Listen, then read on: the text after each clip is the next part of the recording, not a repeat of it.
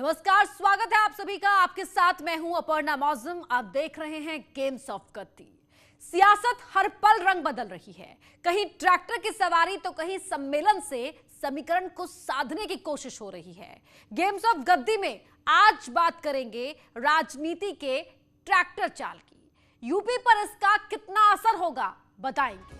सियासी काम पंडित जी को राम राम।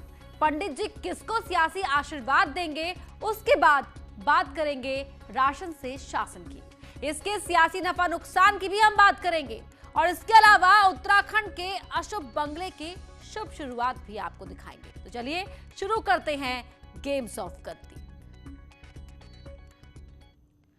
तो गेम्स ऑफ गद्दी में सबसे पहले बात पश्चिमी यूपी, हरियाणा और पंजाब के किसानों के आंदोलन की, जो नए कृषि कानून के खिलाफ महीनों से धरना दे रहे हैं। विपक्ष के नेता समय समय पर इनके साथ खड़े दिख जाते हैं। कांग्रेस के नेता राहुल गांधी भी उन नेताओं में से हैं जो किसानों के समर्थन में ट्वीट वगैरह करते रहते हैं। लेकिन सोमवार को राहुल गांधी किसानों के समर्थन में ट्रैक्टर लेकर संसद पहुंच गए। इसके सियासी मायने क्या हैं?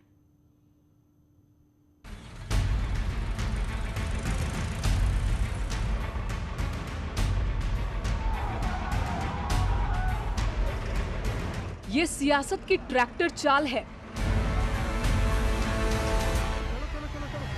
कभी किसान ट्रैक्टर पर तो कभी नेता ट्रैक्टर पर। इस बार कांग्रेस नेता राहुल गांधी ट्रैक्टर पर सवार हैं। कृषि कानूनों के विरोध में राहुल गांधी ने ट्रैक्टर यात्रा की। राहुल ट्रैक्टर पर थे और उनके समर्थक दौड़ लगा रहे थे। ट्रैक्टर के आगे बड़ा बोर्ड लगा था जिसमें कृषि कानूनों को वापस लेने की मांग की गई थी।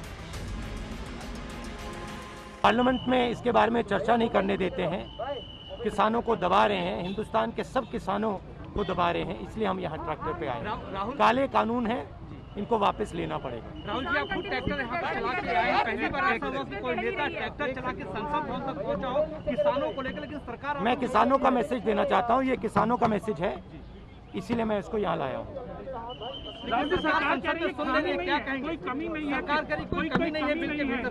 राहुल गांधी की ट्रैक्टर यात्रा पर बीजेपी ने पलटवार किया। केंद्रीय मंत्री मुख्तार अब्बास नकवी ने कहा कि इन्हें सदन में चर्चा नहीं करनी है, इन्हें सिर्फ माहौल बनाना है। मेरी समझ में नहीं आ रहा है कि रिप्लाई भी कौन करे, यही अगर वो तय करेंगे तो इससे इस तरह की जो गैर जिम्मेदार शर्तें हैं उससे एक बात समझ में आती है कि ये डिस्कशन नहीं चाहते, डिस्ट्रप्शन चाहते हैं। कौन रिप्लाई करेगा, किस समय रिप्लाई करेगा, अगर ये जो है वो स्पीकर साहब और चेयरमैन साहब पर और सरकार पर नहीं छोड़ा जाएगा तो इससे एक बात बहुत साफ हो जाती है कि ये जो है वो पूरे के पूरे मुद्दे पर डिस्कशन से भाग रहे हैं। कृषि कानूनों का मुद्दा नया नहीं है। 6 महीने से ज्यादा वक्त बीत चुका है। दिल्ली की सीमाओं पर किसान डटे हुए हैं। इसमें पश्चिमी यूपी के भी किसान हैं जो राजनीति में अच्छी पकड़ रखते हैं। बीजेपी भले ही किसानों के मुद्दे पर बातचीत से समाधान निकालने की बात कहती हो, लेकिन सच्चाई यही है कि किसानों और सरकार के प्रतिनिधियों के बीच 10 राउंड से ज्यादा की बातचीत हो चुकी है और बेनतीजा रही है। यूपी में विधानसभा चुनाव है, यहाँ कांग्रेस को कोई साथी मिल नहीं रहा, इसलिए किसानों के जरिए कांग्रेस पश्चिमी यूपी में सियासी जमीन तलाश रही है।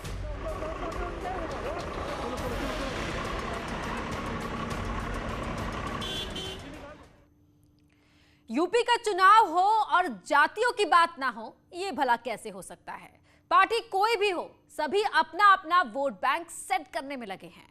मायावती ब्राह्मण सम्मेलन करा रही हैं, सतीश मिश्रा पूर्वांचल के जिलों में घूम घूम कर अगड़ा दलित गठजोड़ के लिए काम कर रहे हैं। तो अखिलेश यादव भी भला कहां पीछे रहने वाले हैं? वो भी ब्राह्मण नेताओं को साधने में जुटे हुए हैं। इन सबसे अलग बीजेपी कह रही है कि पूरा वोट उनका है, जाति के आधार पर तो वोट नहीं पड़ेगा।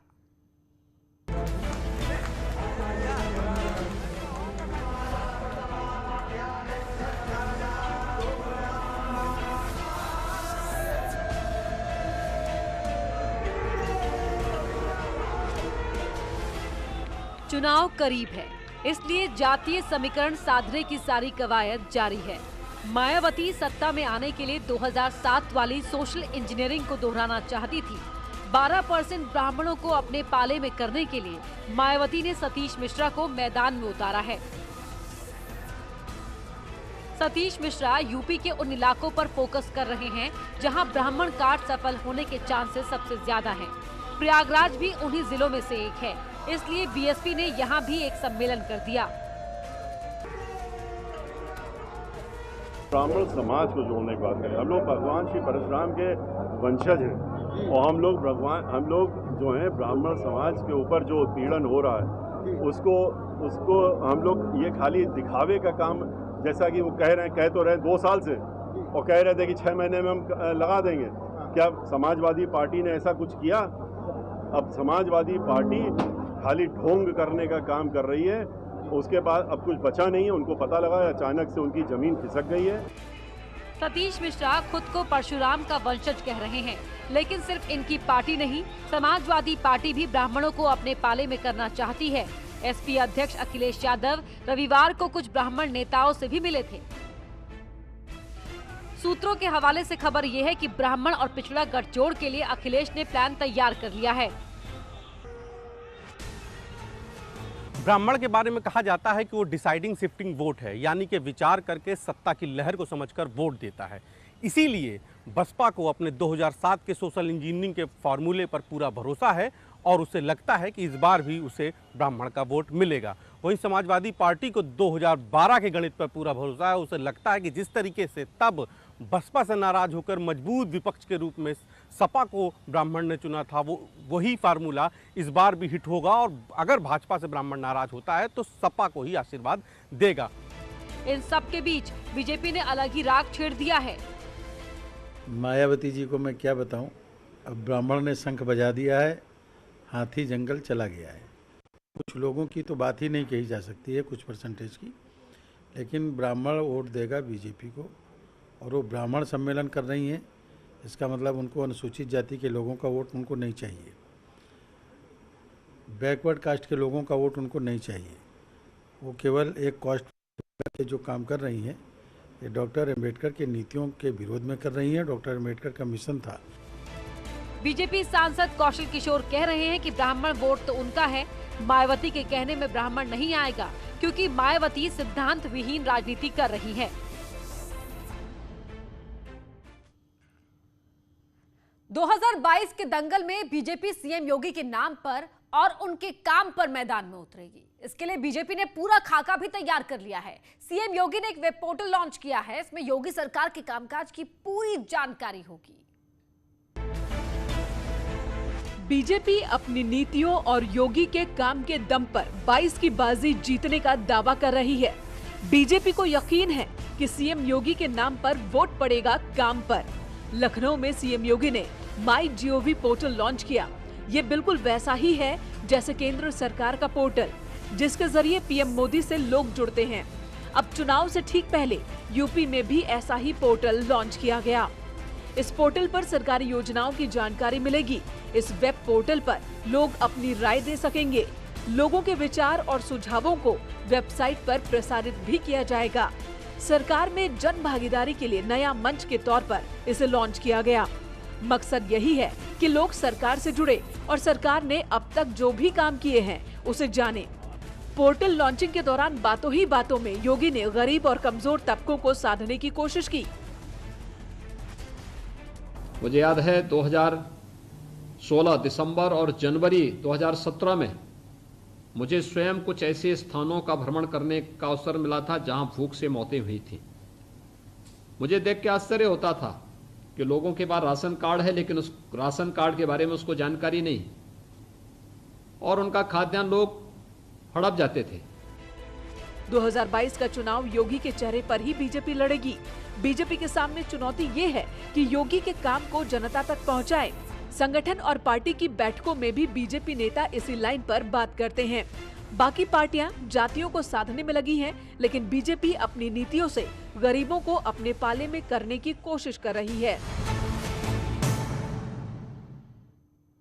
लखनऊ में यूपी बीजेपी की बैठक हुई। इस बैठक में क्या हुआ, किन मसलों पर चर्चा हुई, इस पर बीजेपी के नेता सीधे तौर पर कुछ नहीं कहते, लेकिन बैठकों को बीजेपी के मिशन 22 की तैयारी के तौर पर देखा जा रहा है।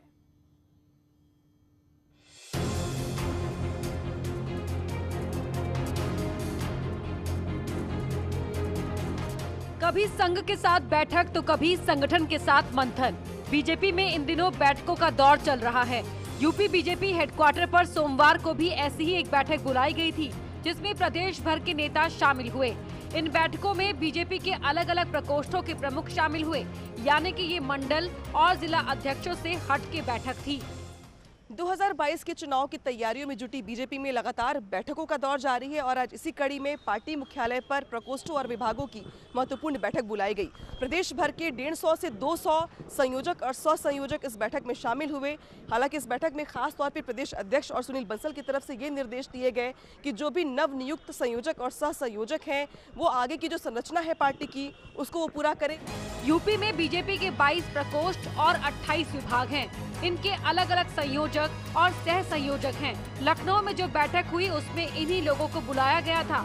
सूत्रों की माने तो बैठक में सभी को आदेश दिया गया कि जिला स्तर पर संगठन की संरचना को और मजबूत करे, ताकि 22 के चुनाव में बीजेपी हर घर तक पहुंच सके। इसकी जी हाँ, प्रकोष्ठ और आपके विभाग 22 प्रकोष्ठ है हमारे यहाँ और 28 विभाग है भारतीय जनता पार्टी उत्तर प्रदेश में। इनके संयोजक सह संयोजक नियुक्त किए गए। अब निचले स्तर पर जो रचना है संयोजक और सह संयोजकों की जिला स्तर और मंडल स्तर पर, वो 15 अगस्त तक ये पूर्ण करेंगे। 2022 से पहले बीजेपी ने ग्राउंड लेवल पर संगठन को मजबूत करने का प्लान बनाया। 15 अगस्त तक विभागों और प्रकोष्ठों के संयोजक जिले में अपनी टीम तैयार कर लेंगे, जिसके बाद प्रकोष्ठ और विभाग स्थानीय स्तर पर खुद ही कार्यक्रम भी तय करेंगे। उत्तराखंड के मुख्यमंत्री पुष्कर धामी ने सावन के पहले सोमवार को आज अपने सरकारी बंगले में प्रवेश कर लिया। सीएम के आने से पहले पिछले एक हफ्ते में पंडितों ने बंगले में पूजा पाठ की, वास्तु दोष दूर किए।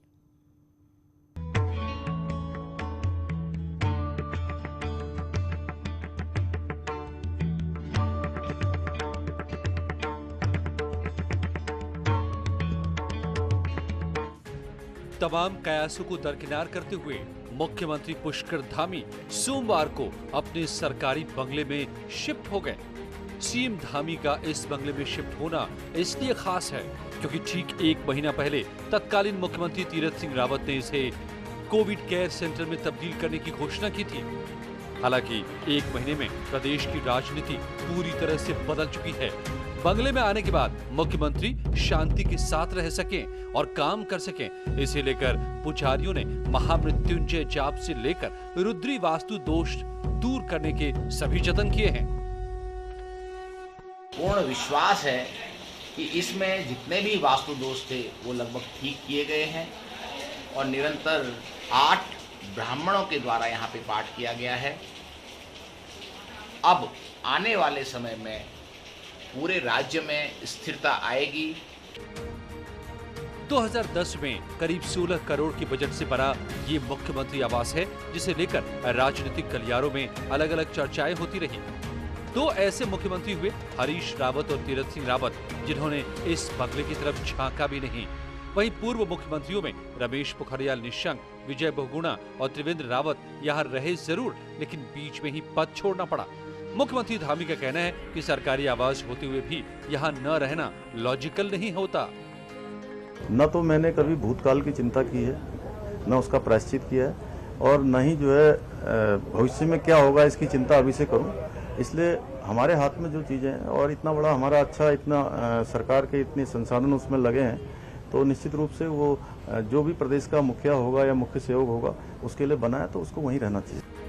उत्तराखंड चुनाव के चंद महीने पहले सीएम धामी का इस बंगले में आकर रहना एक संदेश के तौर पर साफ देखा जा रहा है कि वो लीक से हटकर काम करने की कोशिश कर रहे हैं। न्यूज 18 के लिए देहरादून से भारती सकलानी के साथ दीपांकर भट्ट की रिपोर्ट। गेम्स ऑफ गद्दी में फिलहाल रुक रहे एक छोटे से ब्रेक के लिए।